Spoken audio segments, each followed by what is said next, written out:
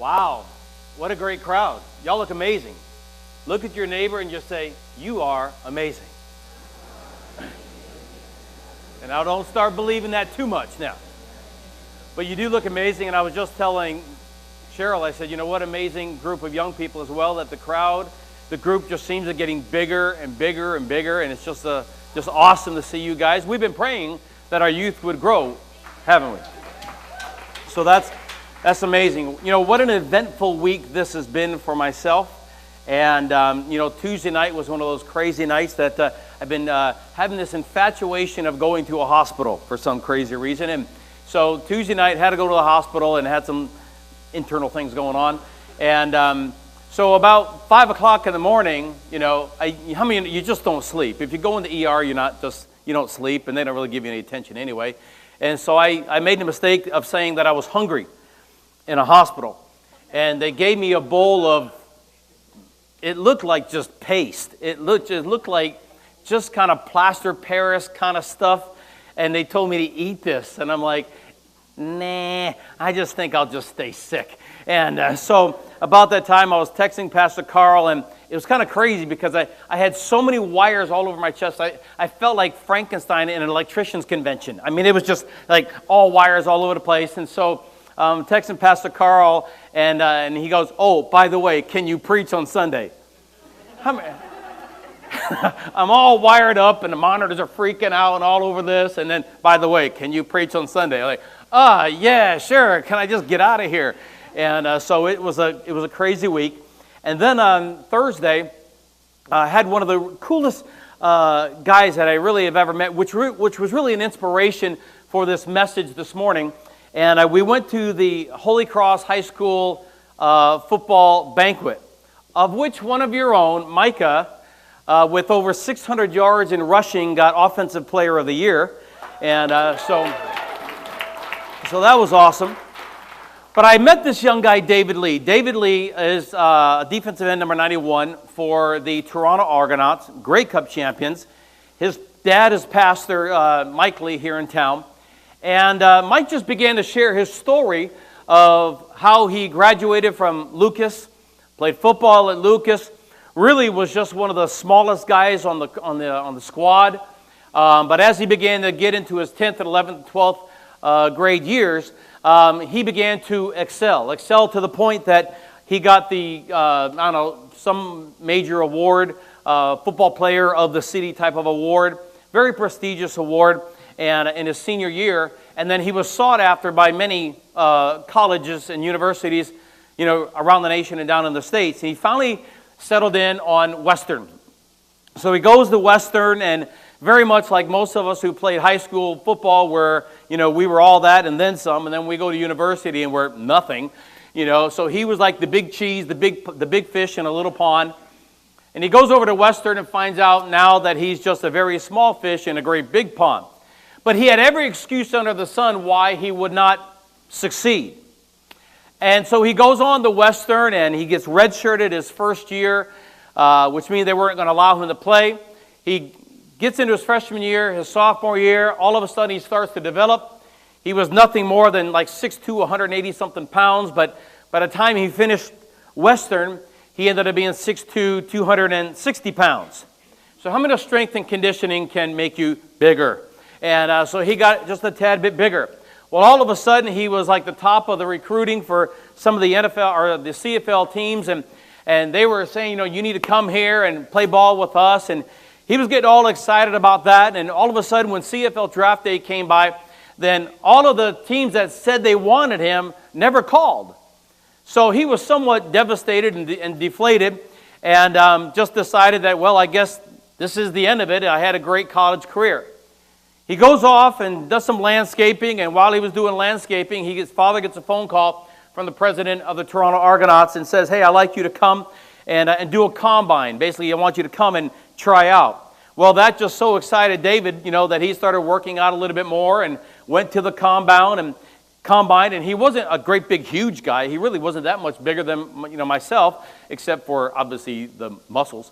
And but he gets in there, and he just blew past the whole guy, all of them. And one big, huge offensive lineman, he said he literally picked David up at 6'2", 260 pounds, and just pile drived him into the ground. Well, his friend said to him, you know what? You need to retaliate. You need to pick a fight. You need to gain, the respect of all these CFL football players. But it was totally against, David's upbringing. And he said, you know what? I'm just going to kind of trust the Lord, and God's going to put me in a position where I need to be. Well, all of a sudden, when, he was supposed to go to the back of the line, and he said, no, I want to be at the front of the line. I want to go against the same guy that pile drived me.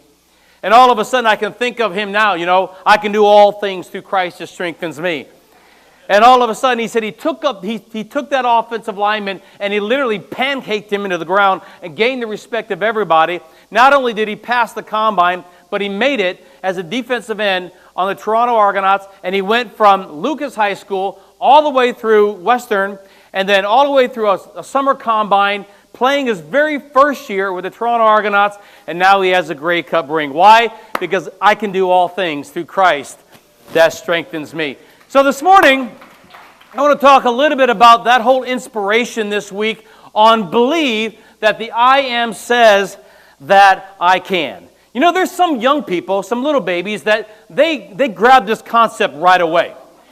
And they really believe that they can do all things through Christ that strengthens them. Maybe we need to do that this morning, shouldn't we? I can do all things through Christ. You got to raise your fist, Raylene. Justin, I know you can raise your fist. I can do all things, Megan. I can do all things through Christ that strengthens me. I love this little character. Success. That looks like a little Irish guy. Maybe a little Scottish guy that has just a little bit of an attitude. Say, I can do all things through Christ that strengthens me. One of my favorite men of the past is John Wesley. John Wesley had in his rules of conduct, he said, do all the good you can by all the means you can, in all the ways you can, in all the places you can, at all the times you can, to all the people you can, as long as ever you can. You can do what? You can do all things through Christ that strengthens me. Do you believe that this morning? You can do all things through Christ that strengthens me. This morning I want to, if you don't mind, this message will be riddled with all sorts of questions. Because no matter how you slice it, those who are here this morning and those who are watching online, that when God gives us a command or God gives us something that He would like us to do, how many know that the very first thing that comes into our mind typically is a question? Why? It is a question, how come? And it seems like, that our lives are full of excuses, and we're going to talk a little bit about, Moses and some of the things that he went through. But here are some of the questions that if you have not, addressed these at one point or another, then you might. But what is keeping you from believing? What is keeping us from believing as a church? What is keeping your friends from believing? What is holding you back? What is holding me back? What is holding the church back? What is holding all of everybody back from believing that I can do all things through Christ that strengthens me? What adversities are staring you down in the face today that are holding you back and saying you can't do all things through Christ that strengthens you? Think about it. What are the hurdles that you must leap over? What are some of the hurdles that we must leap over as a church? What are some of the hurdles that your friends must leap over? But you got to realize, what are these things that are holding us back? What are the things that are preventing us from saying, I can do all things through Christ that strengthens us? Who is going to pull you through? Who's going to pull us through? Who's going to pull Impact Church through? Who's going to pull your friends through? Who will carry you on your back when you can't walk? Yeah. Who's going to carry you when you feel like you just want to throw in the towel? Who's going to carry you when you just feel like, I can't do it anymore? The good news is you can do all things through Christ that strengthens you. Who will speak up for you when you can't whisper?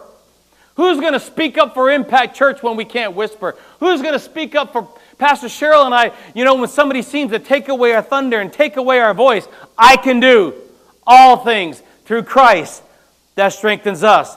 Who will pick up your baton and help you win? Work with me. Who's going to pick up the baton for this church when people say, it can't be done, it won't be done, you guys are too radical, you're too crazy, you're just too out there. The good news today is that we can do all things through Christ that strengthens us. I love what Stephen Gagwa says. He says, try and fail, but don't fail to try.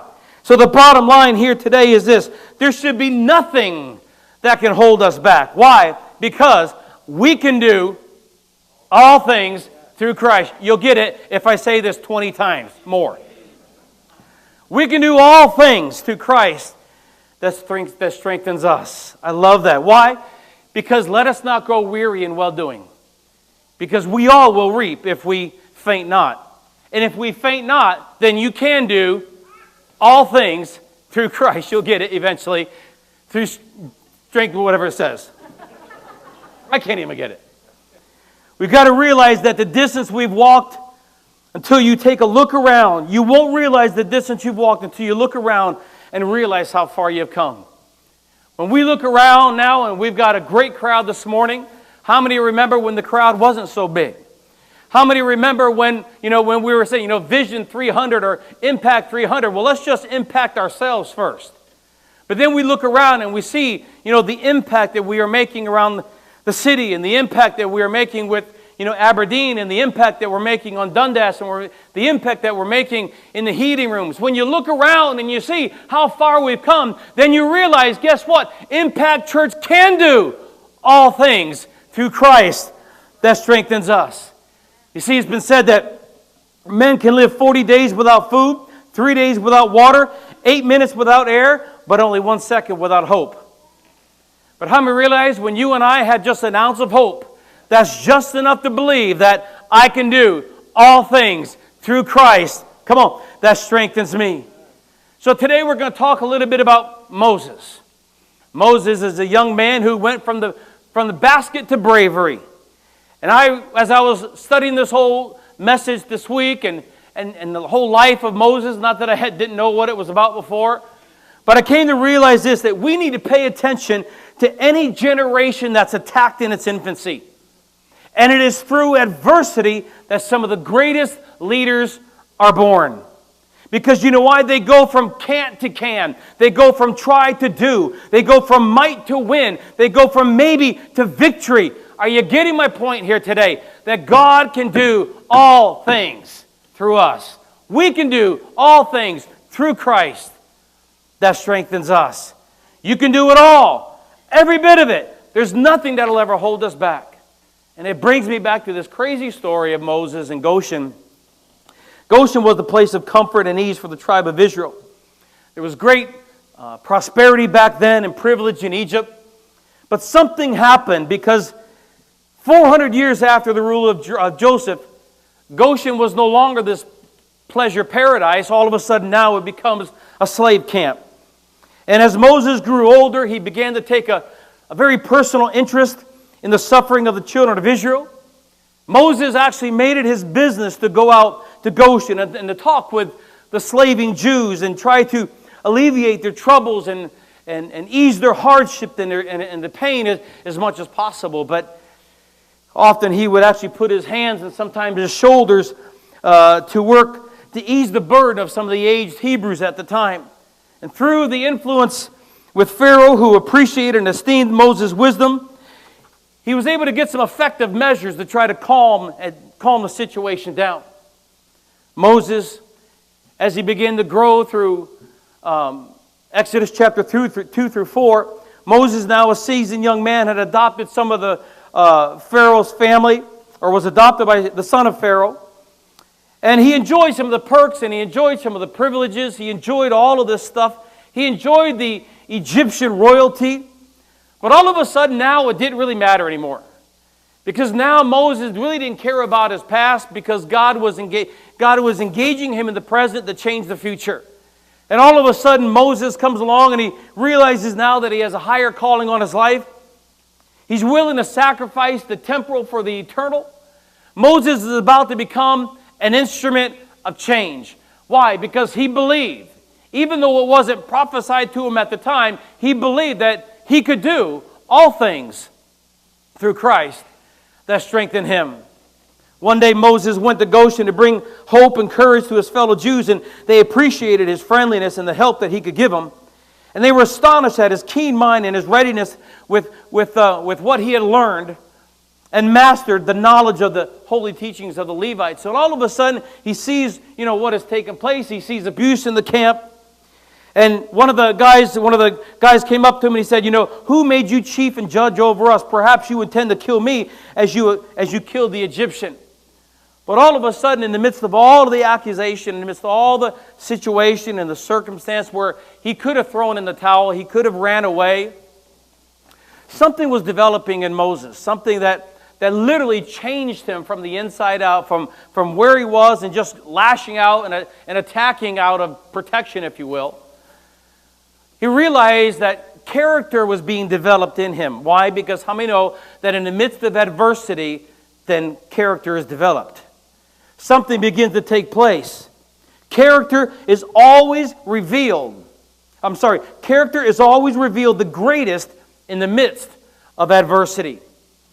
Obedience is always given a chance to retreat in the midst of adversity. How many of you would echo that?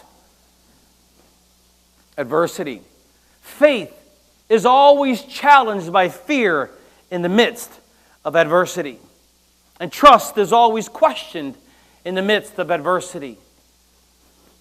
And crisis always occurs at the point of change in the midst of adversity. So don't ever rebuke adversity. Don't ever look at it and going, this can't be from God. Because God has a way of using adversity to strengthen you and I and encourage you and I and lift us up when we feel like throwing in the towel. Not that any of you have ever felt like throwing in the towel. Not like any of you have felt like quitting and giving up. Because I love one of the songs that Alana did today about pursuing His presence. Because how many of you know that sometimes in the midst of adversity, it is during that time that God grabs your attention just a little bit more. Trust me, if you've got wires plastered all over your chest and the monitor's freaking out, then God's got your attention just a little bit more. And I was thinking as I was laying on the hospital bed, I was like, okay, God, you probably could have grabbed my attention just a little bit more, but now that you got it, it's good. I got it. But the fact of the matter is this, when we were going through all this stuff this week, I said, God, I just need you even more. I mean, it's one thing to believe that I can do all things through Christ that strengthens me. I got that. But how many realize, strength is awesome and it's fantastic, but His presence at times is more important than His strength. Because sometimes you get strength out of His presence.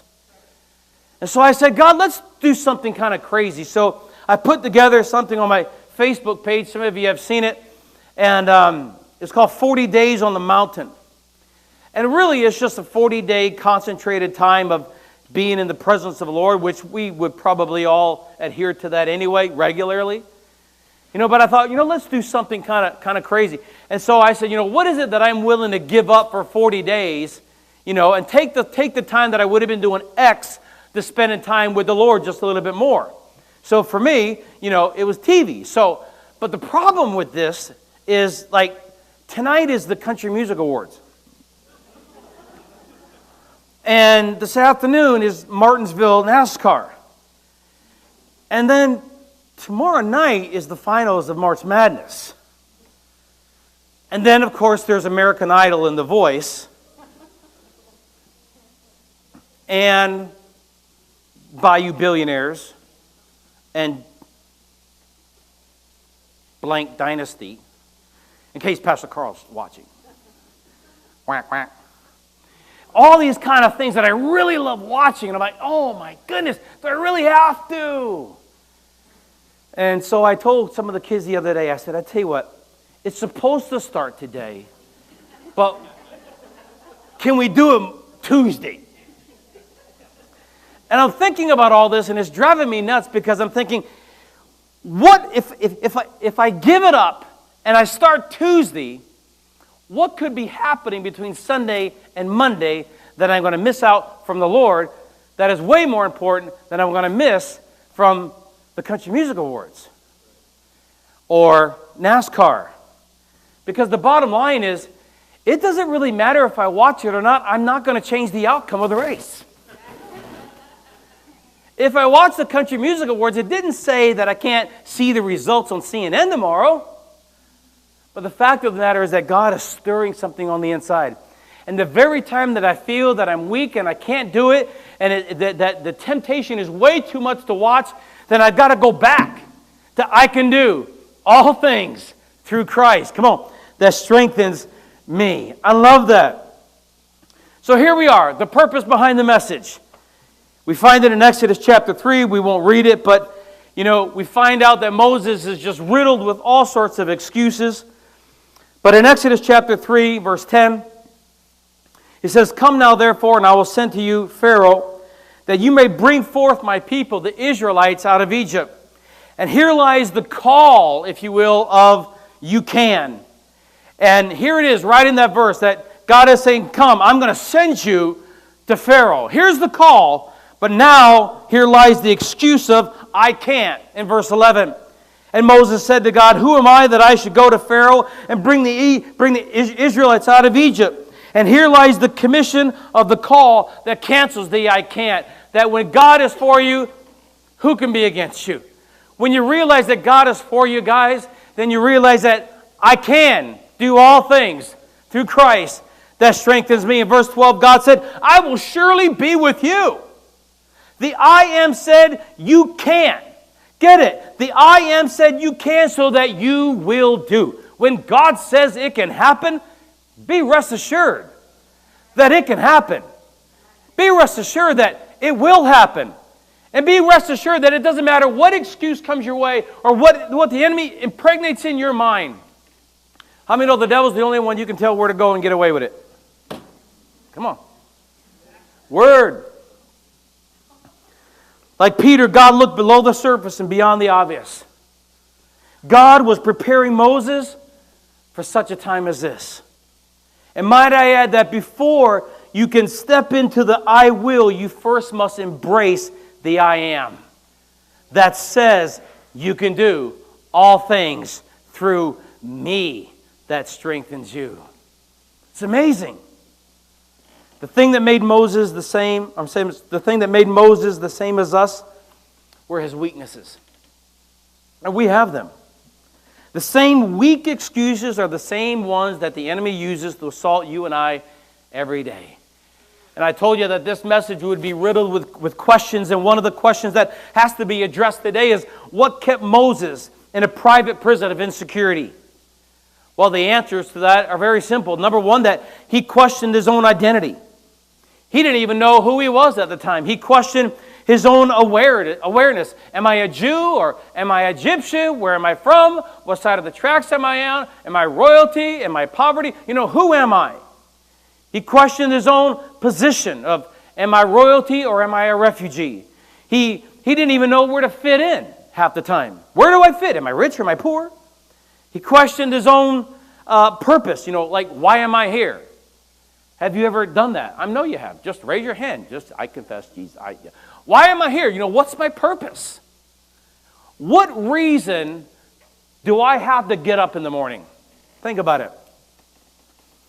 I have to ask myself all the time, both in business and both in ministry. What is it that motivates me to wake up in the morning? Is it breath? Wrong motivation. Is it prosperity? Wrong motivation. What is it that motivates you? What is your why? Why do you get up in the morning? What drives you? He even questioned God. Who are you? I've never even met you face to face, until the I am revealed himself to Moses. But how many realize that we've always said before that, desperate times demand desperate actions.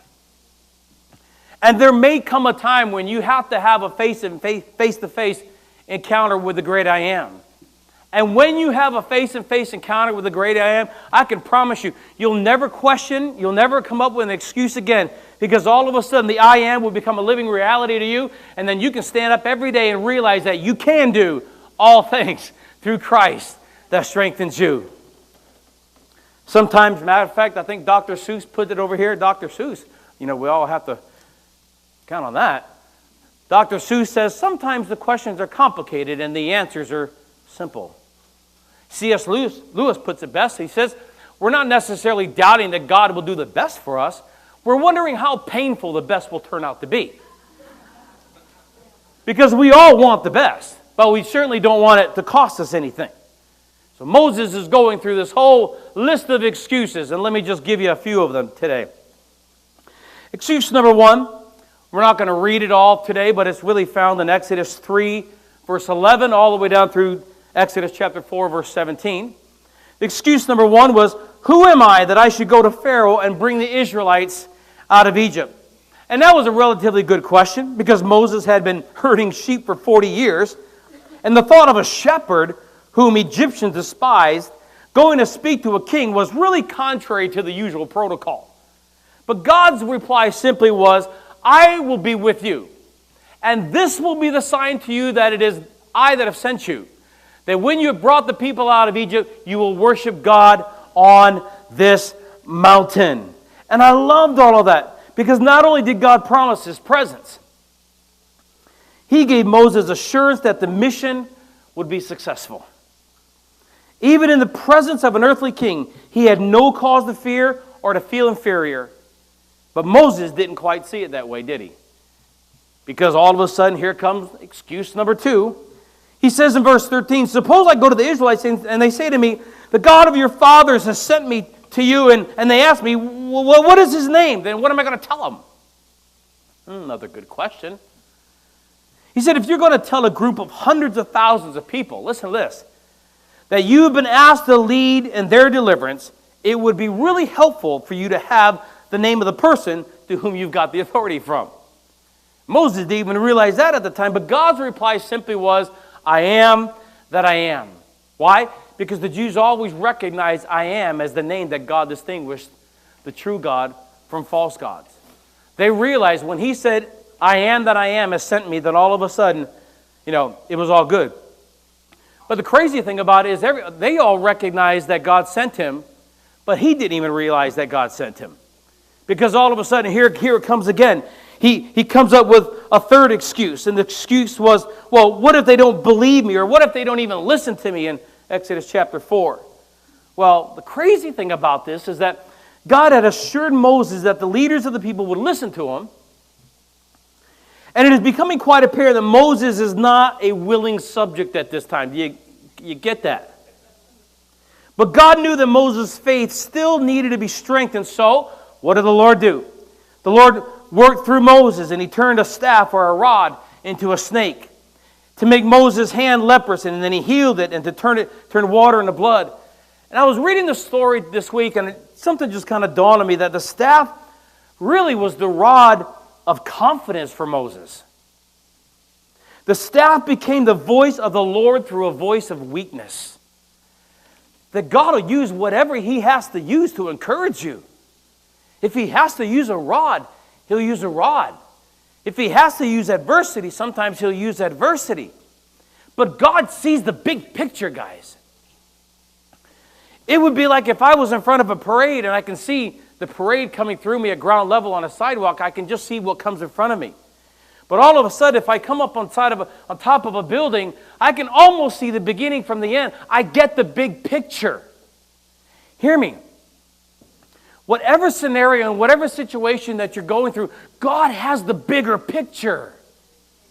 And he looks at the bigger picture, and he looks at you in the middle of the picture, and he's whispering, and sometimes he has to yell, and sometimes he has to go even a little bit louder. He says, you can do all things through me. I will strengthen you. And in the midst of all of that, sometimes you're like, is that really you? I know none of you have ever asked or questioned God that way. Is it really you? When we planted a church in Mount Bridges, oh God, is that really you? I've never even pastored before, much less plant a church. And then through the first 2 years of it, God, is that really you?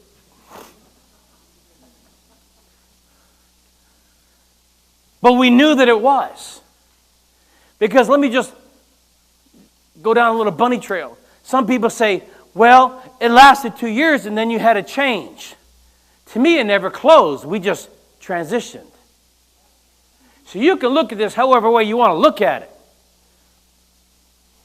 You can look at it in the temporal and go and whine about it and complain about it and come with every excuse. Oh, we did this and we did that. And I sacrificed. And I had to preach every week. And I had to come up with a Wednesday night Bible study. And I had to do all this stuff to 12 people. What a waste of time that was. I got to put my money somewhere else, God. Why did you have me put it here with these people? And I could have been bitter. I could have been barking. I could have been complaining. And I was. But in the midst of all of that, I looked at it as things began to transition. And I said, you know what? You've done so much in me. You've done so much in our family. You've really done so much in this region. Because sometimes we want to see instant results so fast. And I'm wired that. You know I'm wired that way. I want to see revival before we pray. Pastor comes up, Bobby, you do think? He goes, Bobby, do you think you can? Boom, done. He goes, have you ever thought to figure this out? Like Pastor Cheryl would. She's the methodical one, the administrator. And I'm like, no, you just wanted it done. Here it is. But that's how I'm wired. Maybe that's why I'm in the hospital so much. My wires are crossed. Excuses. Don't we often wish that God would show us supernatural signs and then we'd promise to trust and obey after that? Sometimes we feel like His word, written and spoken, is not enough. And you think Moses would come along and say, okay, Egypt, here we come. Well, that's not quite exactly what he... Because in verse 10, here's excuse number 4. Oh, Lord, I've never been eloquent, neither in the past, nor since you have spoken to your servant. I am slow to speech and tongue. And in the light of everything that has already taken place, this is so crazy. That God has promised Moses his company. He's assured him of the success of his mission. He has provided him with miraculous signs. Moses still being, reluctant his reluctance was not a sign of humility or even a recognition of his own inabilities. But get this, his reluctance revealed his lack of trust in God's abilities. Because Moses at the time didn't believe that God can do, or that he could do all things through Christ that strengthened him. Because he kept looking at his weaknesses. He kept looking at his frailties. He kept looking at his excuses. He kept bowing down to his reasons not to, instead of embracing the I can do all things. You see, when we refuse to join God in His work, we are revealing a distrust of His ability to work in us. And God's Word is full of promises and assurances of His presence and His ability to work in us. And we need to just simply take Him at His words. And God simply responds. He said, who gave man his mouth? Who makes him deaf or mute? Who gives him sight or makes him blind? It is not I, the Lord. Now go, and I will help you speak, and I will teach you what to say. I was reading that the other day, and I know it's kind of a weird illustration, but the only thing that I can think of was the Wizard of Oz. And the cowardly lion was like Moses. And the wizard is in there. I am the great and powerful Oz. Now go! Oh! And the lion freaks out and runs for his life. But how many realize, you ever think that God sometimes gets a tad bit frustrated? After he goes, you can do it. You can do it. Karen, you can do it. Raylene, you can do it. They're getting married in a few short weeks. You can do it. And they asked me to marry them. I'm not going, and she goes, you will do it. God, He gets so gentle sometimes, but do you ever think for a moment that He gets a little impatient and finally He has to yell something at you? You can do it. You can do all things through me. I don't want to hear your excuses. Now go. Now I know some of you grace people, you'd be like, well, He wouldn't quite say it that way. Maybe not to you, but to me, He needs to say it that way. Now start that church. Yes, sir. See, I was in the military in the States, and I understand, when people yell at me and get all up in my grill, then to me, that is, you can do it. Others might get winged out about all that. But he was full of lack. Moses was like the king of excuses and lack. His lack of self-awareness, if you will. But 1 Thessalonians 5 and 6 says, let us be alert and self-controlled. He had a lack of knowing God, but Psalm 46:10 says, be still and know that I am God. He had a lack of trust, but Psalm 125 and 2 says, those who trust in the Lord are like Mount Zion, which cannot be shaken, but endures forever. And just as the mountains surround Jerusalem, so the Lord will surround and protect his people both now and forevermore. Why? Because you can do all things through Christ that strengthens you. He had a lack of self-confidence, but Proverbs 3 and 26 says, for the Lord will be your confidence and will keep your foot from being snared. He had a lack of courage, but Joshua 1 and 6, 3 times says, be strong and be courageous. Be strong and be very courageous. Matter of fact, if you don't believe it the first 2 times that I've said it, be strong and very, very courageous. Because I'm going to be with you. I'm going to guide you. I'm going to protect you. I'm going to be there for you. You got to understand Moses' dilemma in the wilderness, because for 40 years, imagine what he was feeling. Imagine, if you will, around and around and around and around. And he's thinking, what will my people think? What will it cost me? Well, what's in it for me? What will I lose? I'm going to lose my life. God gets somebody else. You don't understand. I'm scared. What about my family and kids? What about my security? What about my name? With each excuse, God's promises were always true. It doesn't matter what you're going through. With every excuse that we come up today, guys, God's promises are always true. That he'll always be with you. He'll never leave you. He'll never forsaken you. He'll never leave you orphaned. He'll never leave you abandoned.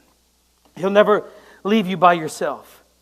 Excuses, Stephen Graham says, are the tools with which persons with no purpose in view build for themselves great monuments of nothing.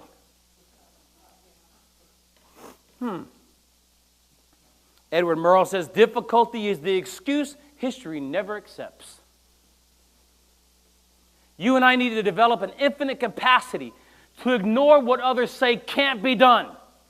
We need to distance ourselves from the pouters and the doubters and the do-withouters, and mountain moving faith comes from a decision of, I can. Why? Because faith moves the mountains that doubt creates. Excuses are discounted but never discontinued, and God wants to execute the excuses today. Period. Why? Because I can do all things through Christ that strengthens me.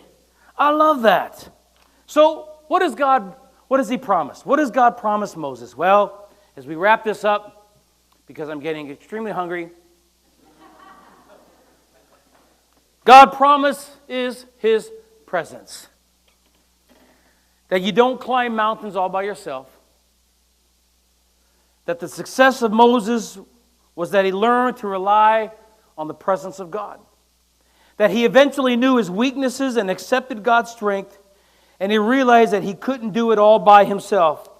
That God said, I will be with you. Now, some of you have seen this before, I've heard about this before, but this is an actual story. Well, not like this wasn't, but this is an actual story. It's a story of a bricklayer who tried to move about 500 pounds of bricks from the top of a 4-story building to the sidewalk below. The problem was that he tried to do it all by himself. And these were his own words taken from an insurance form. This is nuts. He says, I quote, "It would have taken too long to carry the bricks down by hand, so I decided to put them in a barrel and lower them by a pulley, which I had fastened to the top of the building. After tying the rope securely at the ground level, I then went to the top of the building. I can almost remember, I can think of like Jeff Dunham and Walter telling his story. I fastened the rope around the barrel, loading it with bricks, and swung it out over the sidewalk for the descent. Then I went down to the sidewalk and untied the rope, holding it securely to guide the barrel down slowly. I can almost think of Bill Cosby talking about Jello pudding pops doing this story. But since I weigh only 140 pounds, the 500-pound load jerked me from the ground so fast that I didn't have time to think of letting go of the rope. So as I passed between the second and third floors, I met the barrel coming down. Thus accounts for the bruises and lacerations on my upper body. I held tightly to the rope until I reached the top where my hand became jammed in the pulley. This accounts for the broken thumb. At the same time, however, the barrel hit the sidewalk with such a bang and the bottom fell out. Now, with the weight of the bricks gone, the barrel only weighed 40 pounds. Thus, my 140-pound body began a swift descent, and I met the empty barrel coming up. This accounts for the broken ankle. Now, slowly, only slightly, I continued the descent and landed on the pile of bricks. This accounts for my sprained back and broken collarbone. At this point, I lost my presence of mind, like he didn't lose it before, but I lost my presence of mind completely, and I let go of the rope. Sounds like something we should do on Tuesday night at Best Western. I lost my presence of mind completing, and I let go of the rope, and the empty barrel came crashing down on me. This accounts for my head injuries. As for the last question on the form, what would you do if the same situation arose again? He said, please be advised that I am finished trying to do the job alone. So God's presence will be with you all the time. You don't go anywhere in your name or the name of this church, but you go in the name of the great I am. The second thing that God promises is your permission, or His permission, to speak on His behalf. Because this is what you were to say to the Israelites in Exodus chapter 3 and 14, that I am has sent you. He promises power. This journey is really not about you or I. It's about accomplishing great and mighty exploits, the matchless power that the Lord God grants us through His inheritance. The staff was for Moses. And you see, like Moses, he will tell us what to do, where to go, what to say. All we are required to do is just step out on faith. Power is the inherited ability to perform in the realms of the unknown. It is the inheritance. It is the inherited ability to perform in the realms of the unknown.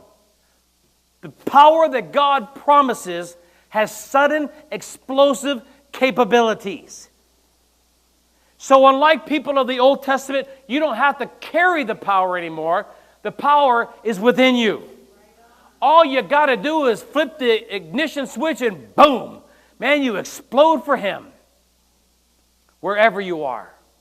Doesn't matter what the excuses are anymore, because now you're going out in His name. He goes on, a couple more. He promises protection when He crossed the sea. He promised partnership. He promises assistance. Like how many times at the end of the day that you hear the voice of the Lord say, if you had just done what I said. I've come alongside of you, but you just pushed me away. So just open your mouth when I tell you and just trust me. God's calling you and I to greatness every single day. He really is. And the last thing is He promises His provision. That God will always provide an errand for you. Because the last excuse that Moses said was, can you use somebody else? I really don't want to do the job anyway, but thanks for the thought. Even though I know you're going to be with me, even though I know you got protection and power and all that. And Moses still was full of inadequacies. He was still full of insecurity. And then God says, how about Aaron?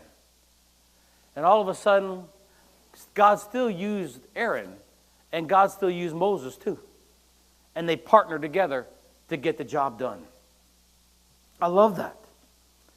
God calls each and every one of us to greatness. And the I Am says that you can, and He calls you by name. Listen to this. He calls you by name to reaffirm His position in you. Get that? He calls you by name to reaffirm the position in you. That even with all of the encouragement, Moses was still like, I don't get it. But you got to understand something here today. Be yourself. Be nobody else. Be faithful in what God has called you to do. And you can't quit. You can't throw in the towel. Because get this, Moses was 40 years old when he killed a soldier. Back in Exodus chapter 3. Then 40 years in Midian. Now he's 80 when he went up to Mount Horeb at the burning bush. Then for 40 years in the wilderness, get this, 120 years old the guy is now. 14,600 days asking God when He was going to show up. So the question is, as we wrap this up, is how much are we missing out because we quit? Look at the incredible stories and the incredible journeys that he went through for 120 years, but none of that would have happened had he thrown in the towel and had he quit. So what can we do? Well, we choose to walk in obedience. We choose to change what keeps you from God's best. You choose and you purpose in your heart that you live as victors, that you connect with God, that nothing will separate you from the love of God, and that you commit to His calling and His life. So the last question is this. What excuses are you listening to today? That every command that God gives you requires advance, retreat, or remaining idle.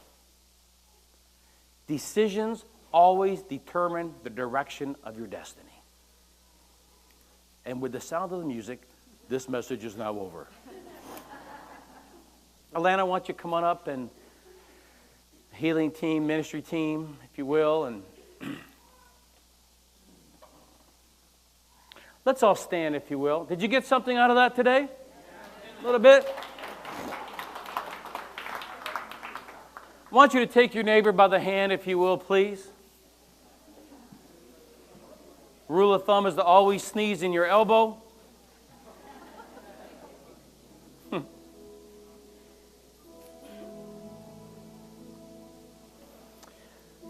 Let me just say on behalf of Pastor Carl and Pastor Cheryl, for those of you who are visiting here for the very first time, we honor you.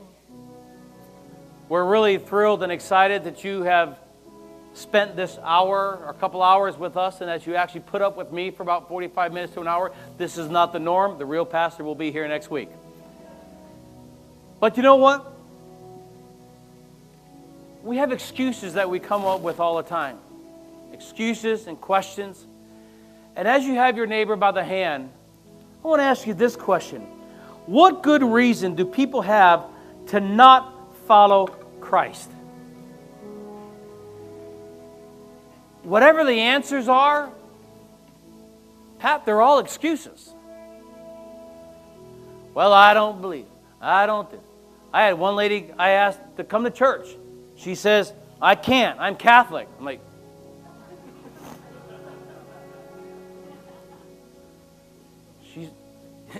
she said, my parents would be upset. So I'm not asking you to quit your Catholic church. I'm asking you to just come visit us. She said, oh, no, I can't do that.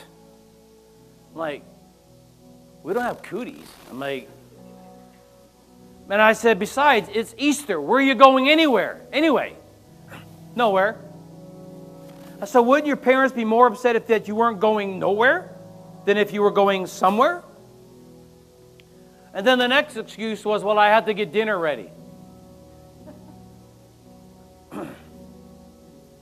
I said, well, if you come, you can find the secret from about 300 people who have found a way to get their dinner in the oven, time it, so that when we get done with church, then it'll be ready in time. Well, I can't do that because my oven doesn't have a timer on it. Well, why don't your husband go and get you a new oven? Well, we can't because we don't have the funds to do that. And you're peeling off one excuse after another, and when it finally got down to it, it was really, the answer was this: I had different spiritual beliefs now. I'm like, well, why don't you say that 35 minutes ago? Then I could have said it's still another excuse. The bottom line is this: if we were standing at the gate of heaven and God asked another question, why should I let you in? What would you say? As you have your neighbor by the hand, I want you to ask your neighbor a very important question. This is not a deep theological question. You don't need a Greek dictionary. You don't need to go to, wherever she's going to study Hebrew or whatever, at school. Here's the question. Are you absolutely sure your life is right with God? Is there covered up, unrepented sin?